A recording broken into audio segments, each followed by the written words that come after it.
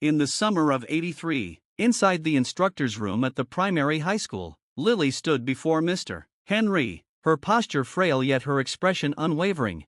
"I've decided to keep studying," she said, her voice steady, "but I won't be going to Beijing University. I'll be studying data science at the National Defense University instead."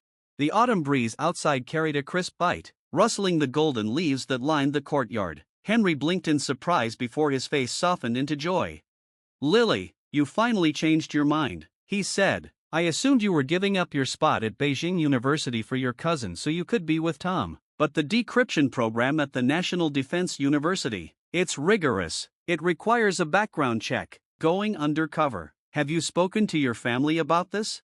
"There's no need." Her words were calm, though a flicker of sorrow crossed her face before being replaced with cold determination. Lily had learned long ago that sacrifice was expected of her. Her uncle had died saving her from drowning, and since then, her parents had treated her as if she owed a life debt. They took in her cousin Mia, showering her with love and privilege, while reminding Lily at every turn to be flexible, to yield. Even Tom, her childhood love, had been drawn to Mia, offering gifts and affections that once belonged to Lily, and now, they wanted her university spot, too. Her parents urged her to agree. Tom had even dared to propose a trade, her future for a marriage license. She had spent the whole night on the tiny balcony where she slept, staring at the moon, weighing her fate, and for the first time in her life, she made a choice for herself. She would not yield. As she stepped onto the quiet street, the world seemed oblivious to her turmoil. Blue-collar workers cycled home, their faces painted with the simple joy of returning to loved ones. Lily, in contrast, walked alone, but she was free. Then, a car screeched to a halt in front of her, blocking her path. The tinted window rolled down, revealing a familiar cold, handsome face. "Get in," Tom ordered, irritation lacing his voice. Lily remained silent, already knowing what he wanted, an explanation. Before she could respond, Mia peeked from the back seat, her lips curling into a triumphant smile. "Cousin, look, Big Brother got me these." She lifted a bundle of new clothes, shoes, and a shiny radio. "He said I shouldn't feel inferior at Beijing University." Lily's gaze dropped to Mia's neck, where a delicate pendant gleamed. Her heart clenched. It was her grandmother's, a symbol of love she had once given to Tom. He had promised her it was special, and yet, here it was, adorning Mia's throat. Tom followed her gaze, a flicker of guilt flashing across his face before he quickly masked it with indifference. "Mia liked it. It's not that important. When we're married, I'll get you a better one." Bitterness swelled in Lily's chest. It wasn't about the pendant, it was about what it represented: love, loyalty, promises, and Tom had trivialized it all.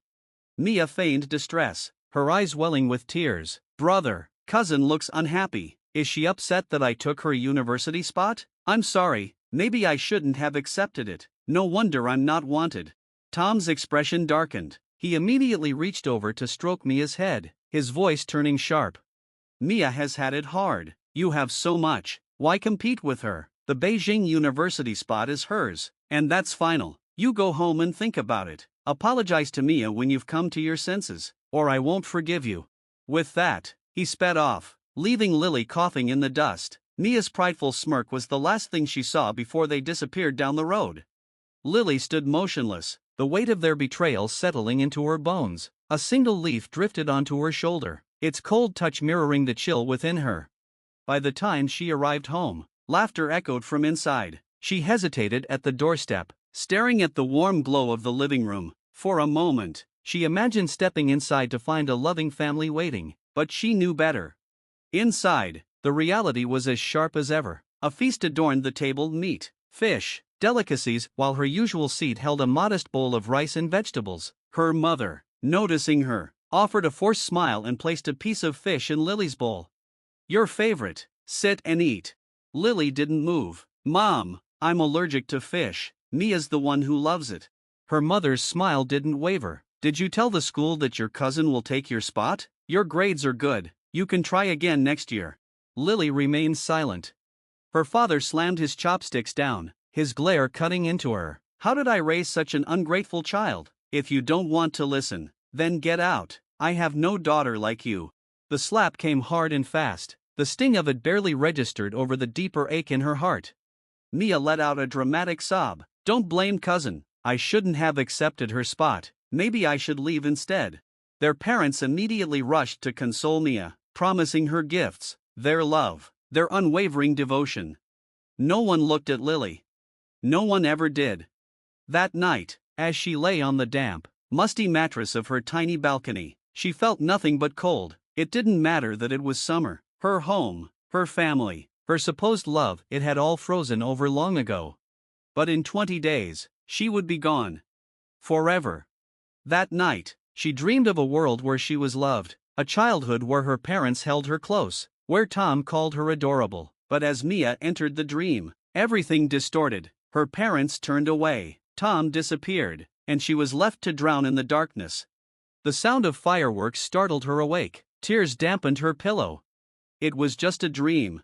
The next morning, she gathered everything Tom had ever given her, dolls, trinkets, even an autumn leaf she once cherished, and set them ablaze in the yard. As the flames licked away the last remnants of her past, Tom arrived, eyes widening at the sight. "Lily, what are you doing?" he demanded, stepping forward. She turned to face him, her expression calm, unreadable. "They were decaying, so I burned them." Something in Tom's face faltered, as if he suddenly realized something was slipping through his fingers, but they weren't valuable. "I could have gotten you new ones after we married." Lily smiled, an empty, knowing smile. "There won't be a marriage." Tom stiffened, but before he could speak, a guard ran up, breathless.